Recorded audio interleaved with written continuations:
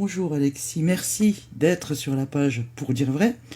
Pour les gens qui te connaissent peu ou pas, est-ce que tu pourrais faire une présentation de qui tu es et de ce que tu fais? Oui, alors je suis Alexis Poulain, je suis éditorialiste pour la chaîne RT France. J'ai une émission aussi qui est hebdomadaire qui s'appelle Le Duel des éditos. Et puis j'ai un média qui s'appelle Le Monde Moderne, point média, pour lequel je fais aussi un travail de journalisme. Et voilà, et je suis aussi sur les planches au théâtre. Je vais tourner en France avec une pièce qui s'appelle L'homme qui tua Muammar Kadhafi, où on explique sur scène l'affaire du financement libyen de la campagne de 2007 de Nicolas Sarkozy. D'accord. Je crois que tu passes à Nancy d'ailleurs.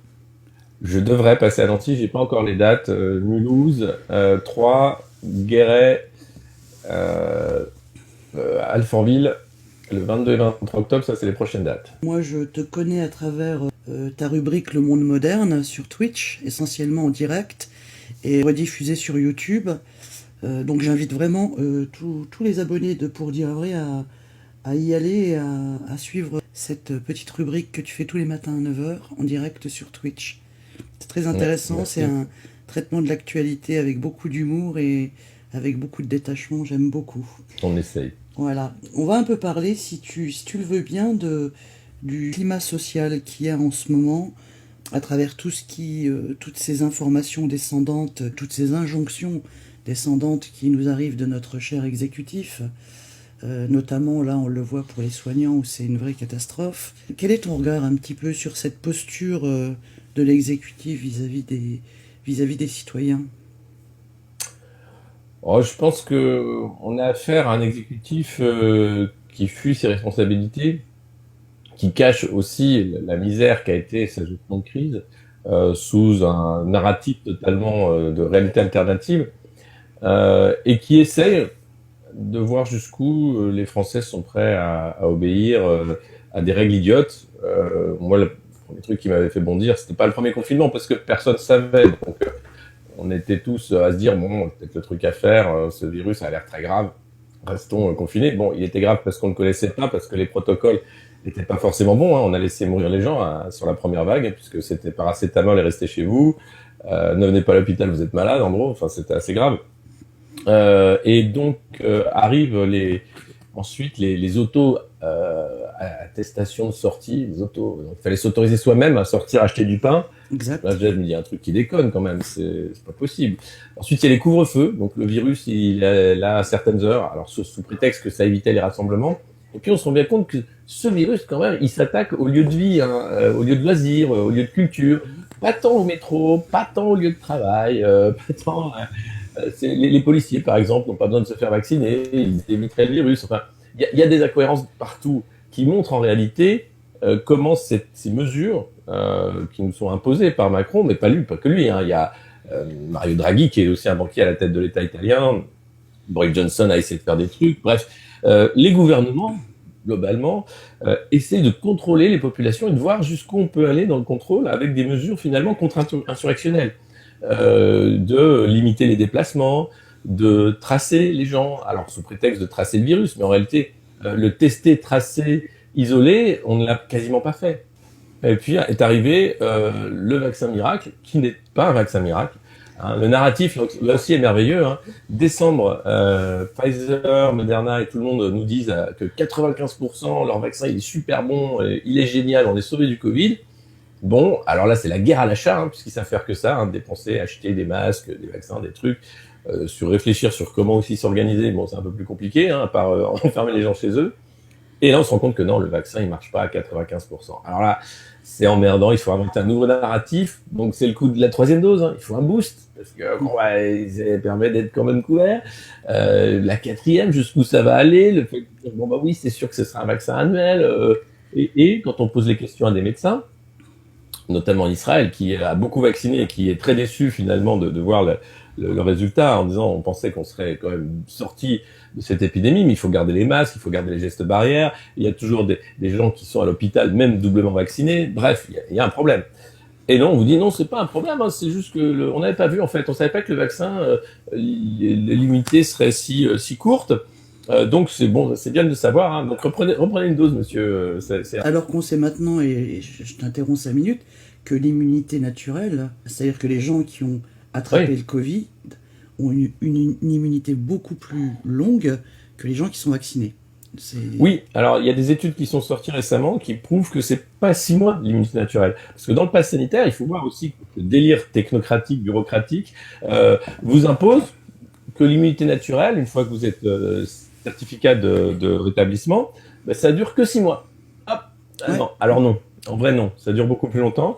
Et il n'y a jamais eu, dans aucun pays, sauf à Monaco, des tests de sérologie pour voir si vous aviez les anticorps contre le Covid ou pas, si vous l'aviez eu de manière asymptomatique, et donc il n'y a pas besoin de vaccination et de savoir où vous en êtes.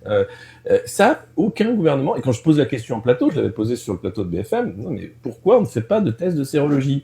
Ah mais oui, mais parce que c'est plus compliqué, c'est pas le choix qu'on a fait, puis il faut harmoniser au niveau européen.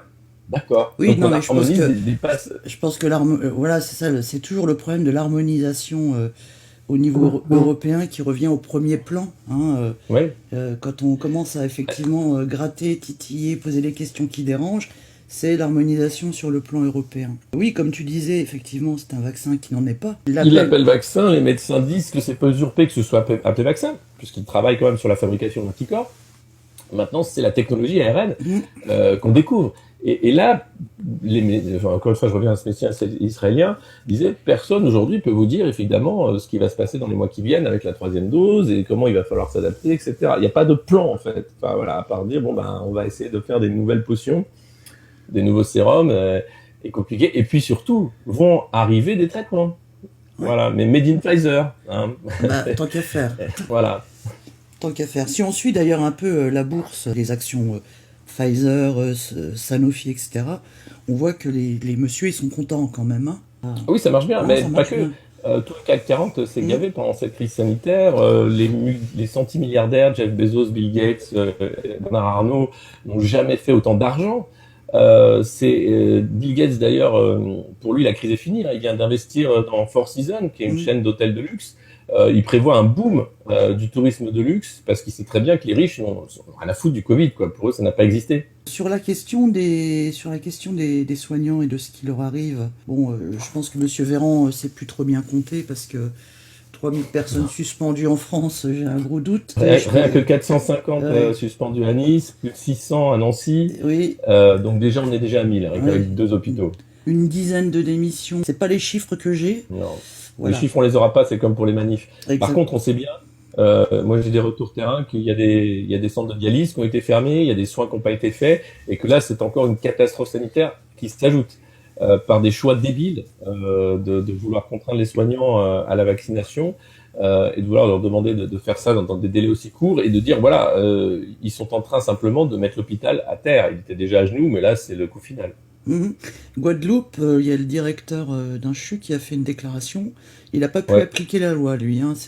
Non, il n'a pas pu. Ce qu'il faut faire. 70% du personnel non vacciné, il a dit là, faut pas rêver. Voilà. Faut arrêter. Quoi. Et non, mais je pense qu'il faut arrêter les conneries au niveau national, c'est-à-dire que ce soit les restaurateurs qui font semblant de demander, on voit que c'est quand même assez laxiste. Hein, c'est pas non plus, mais ça dépend des gens. Mais globalement. C'est ça qu'il faut faire, arrêter les conneries et dire non, vous vous rendez compte de ce qu'ils vous font faire, de ce que vous faites là, et petit à petit ça va infuser, mais on n'est pas nombreux à essayer de tenir ce discours de raison et de dire que ce qui est en train de se passer n'a rien à voir avec une gestion sanitaire de crise. Bah c'est pas du tout une gestion sanitaire, je veux dire, on est perpétuellement dans le discours politique qui est relayé totalement par les médias à 100%. C'est pas possible. Faut pas y aller, hein, ça fait mal aux yeux. Oui, non, mais tu vois, t'as toujours tendance à aller voir un petit peu. T'espères toujours qu'il va y avoir de l'info, puis finalement, au bout de 10 minutes, tu fermes tout, tu te dis mais c'est pas possible, quoi. Personne ne les arrête. Est-ce que toi, tu n'as pas le sentiment que cet exécutif-là, finalement, c'est la méthode de la soumission pour tous, si tu veux. Oui, mais moi je parle de maltraitance institutionnelle depuis la loi travail. Donc quand Macron était déjà aux commandes, mais dans l'ombre, on voit que ce sont des idéologues radicaux qui ont décidé de maltraiter ce pays pour faire des réformes qui ne sont pas des réformes de progrès, hein, puisque en fait la réalité de leur réforme, c'est solder la République sociale. pour arriver dans une sorte de modèle néolibéral autoritaire, hein, qui est en train de devenir la norme. Et donc, pour imposer ça, puisque bah, personne veut, hein, je veux dire, personne n'a envie de bosser jusqu'à la mort, personne n'a envie de ne pas avoir d'aide, d'être traité comme de la merde de manière perpétuelle, bah, on utilise la violence. Et la seule, d'ailleurs, profession qui est cajolée, hein, c'est la police, parce qu'on prépare, bien sûr, l'affrontement, en disant, bon, si jamais ça chauffe, on aura vraiment, vraiment besoin de ces gars-là, donc il faut bien les traiter, ouais. on est gentils. Ils vont avoir besoin de la police, ouais. Oui, oui, puisque là, Elisabeth Borne était interviewée dans Le Parisien. La réforme de l'allocation chômage va entrer en vigueur le 1er octobre, avec le narratif que ça va mieux. Hein. On est à 6% de croissance, donc c'est super, alors que les prévisions de la Banque de France sont catastrophiques pour la suite. Exactement. Donc c'est une entourloupe énorme, c'est-à-dire c'est vraiment des odieux menteurs, propagateurs de fake news qui sont là pour avancer ce calendrier de casse sociale. Et la réforme des retraites qui va arriver juste après, puisqu'on va dire cocorico, on a vaincu la crise du Covid, on est sorti de la crise sanitaire, donc les gars, ça tombe bien, j'ai le temps de faire la réforme juste avant l'élection de 2022. Et personne n'arrête ces menteurs, c'est fou ça.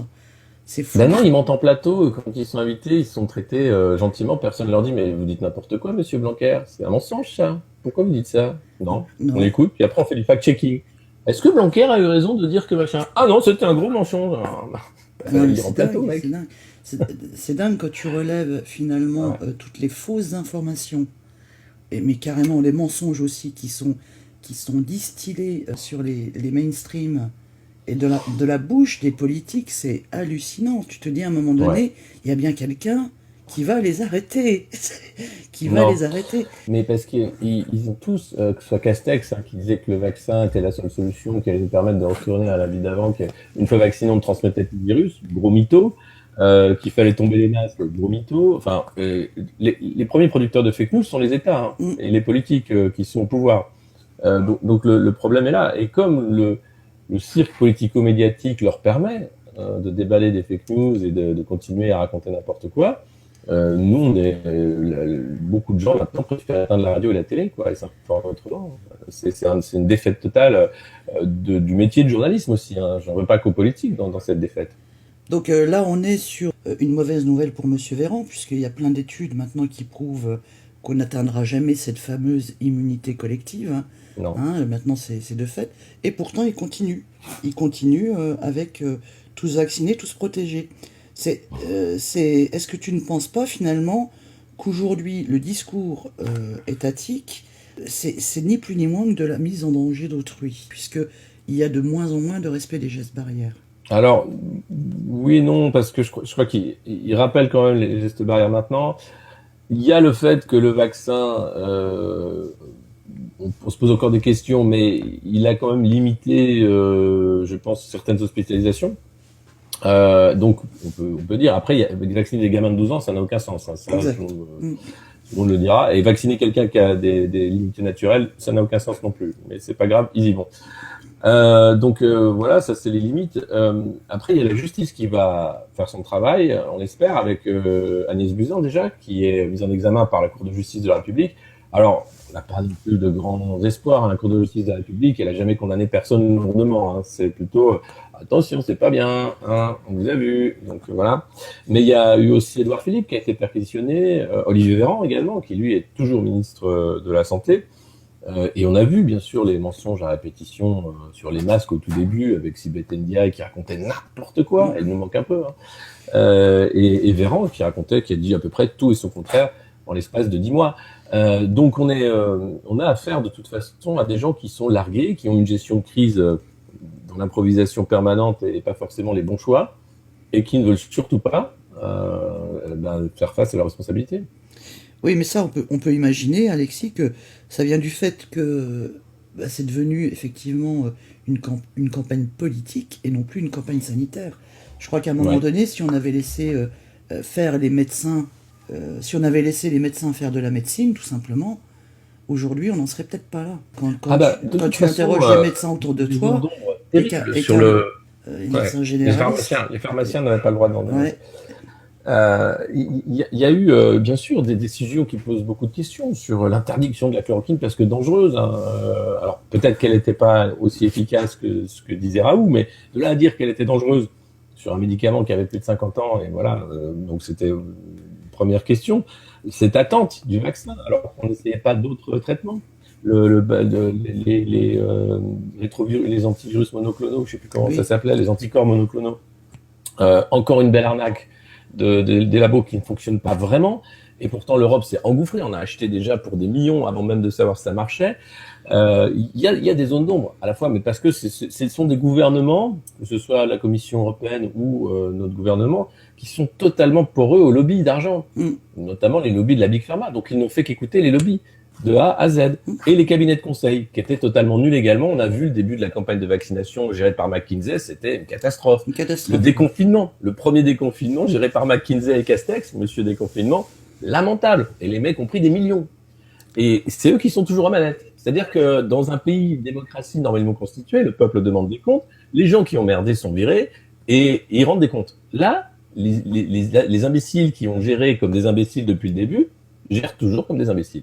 Sur le plan de la santé, c'est simplement des gens qui écoutent l'industrie plutôt qu'écouter le peuple. Mais c'est pas nouveau.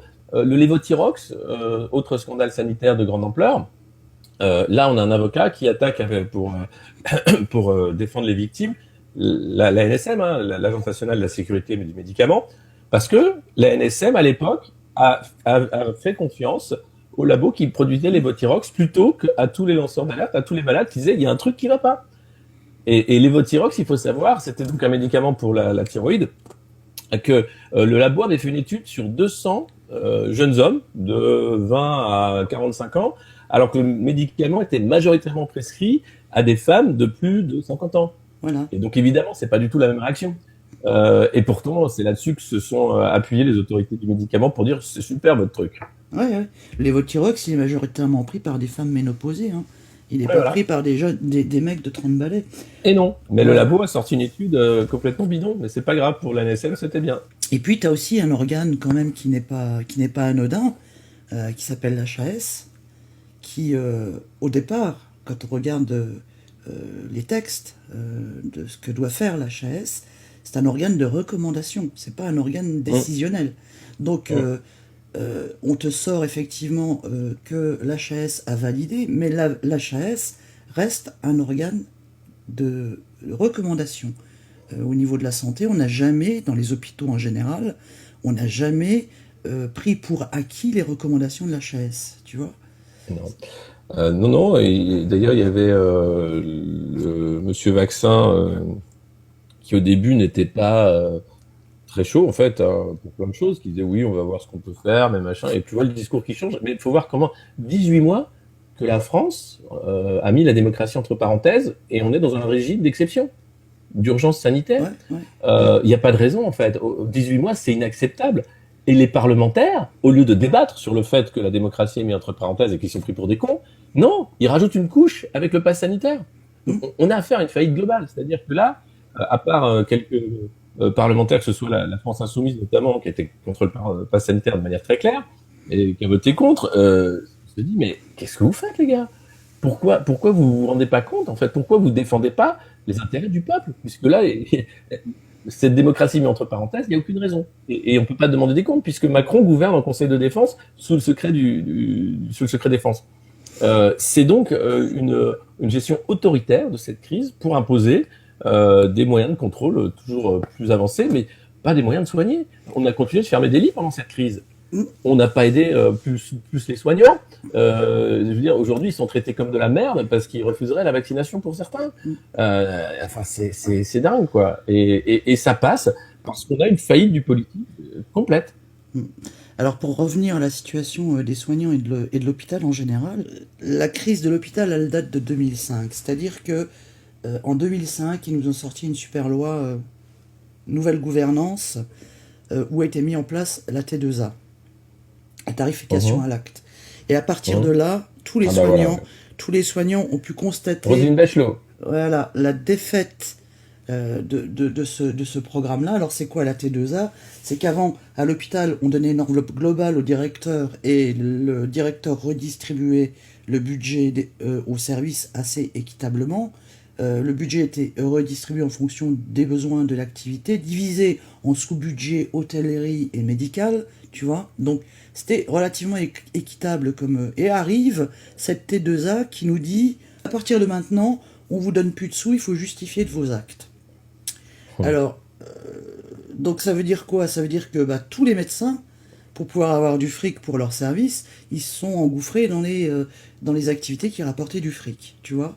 Ils se sont engouffrés dans les évidemment. activités qui rapportaient du fric. Donc, au diable la gérontologie, au diable la psychiatrie, parce que la psychiatrie, on n'en parle pas, mais il y aurait beaucoup à dire, hein. Au diable des activités qui ne rapportent absolument rien, qui coûtent de l'argent et qui ne rapportent rien à l'hôpital. Et puis, les médecins s'engouffrent dans Toujours la même logique. voilà, dans des activités qui rapportent, avec un basculement, avec un projet de basculement de l'hospitalisation vers l'ambulatoire. Et puis tu vois naître sur les hôpitaux des tas d'hôpitaux de jour où tu as des enfilades de brancards pour les endoscopies et on enchaîne. Alors je prends l'endoscopie à titre d'exemple, où devant les blocs, tu as des brancards à la queue leu, et puis on enchaîne les endoscopies une derrière l'autre. Puis une fois que tu as retiré l'endoscope, on appelle l'ambulance, on te renvoie chez toi. Et ça fait du fric.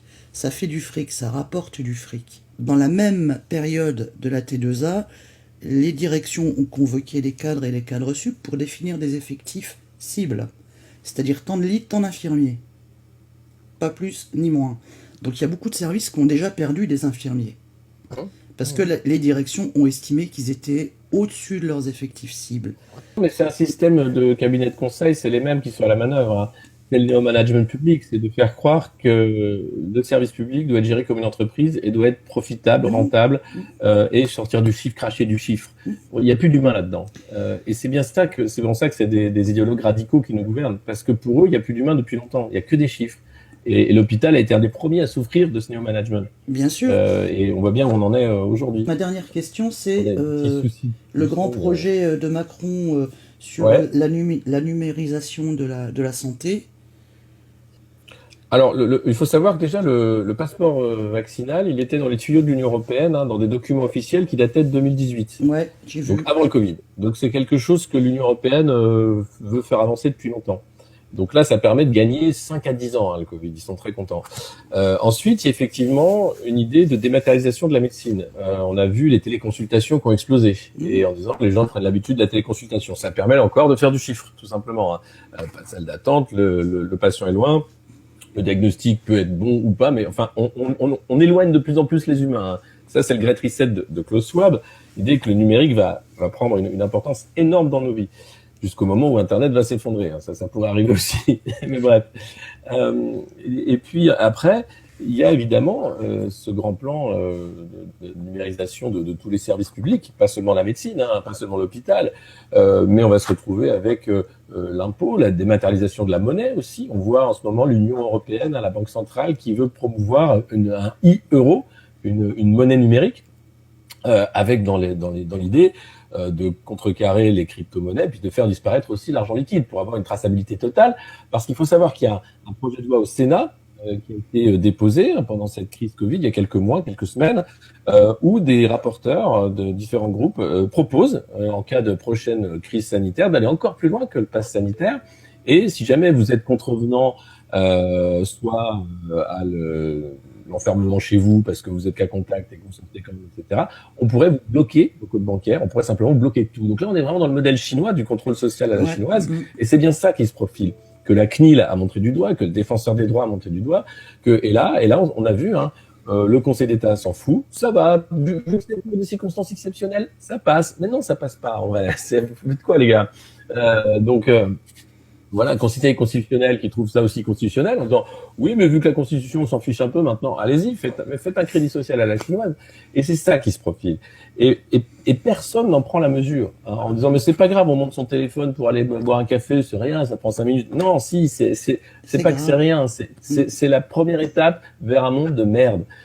Et personne n'a l'impression de se faire avoir, quoi, en disant mais quand même, pourquoi je montre un truc pour aller prendre un café en terrasse alors qu'en plein air, enfin bref. Bon, donc voilà, le problème, l'entourloupe, elle est là, c'est que ça va pas disparaître au 15 novembre ou rapidement ou machin, et ça reviendra parce qu'il y aura des nouvelles vagues, des machins, et on va toujours vivre sous un état d'urgence permanent, déjà qu'on vit toujours sous Vigipirate. C'est-à-dire, plus les mesures sécuritaires liberticides s'accumulent, jamais elles ne reculent, en fait. Vous avez des millefeuilles en fait d'empêchements, de barreaux virtuels, et jamais on les enlève. Ouais, c'est en marche, Voilà, quoi. c'est ça la leçon. C'est en marche. Ouais. En marche ou pas. Ouais. Bah écoute, on va terminer là, Alexis, parce que je sais que Merci. tu as beaucoup à faire.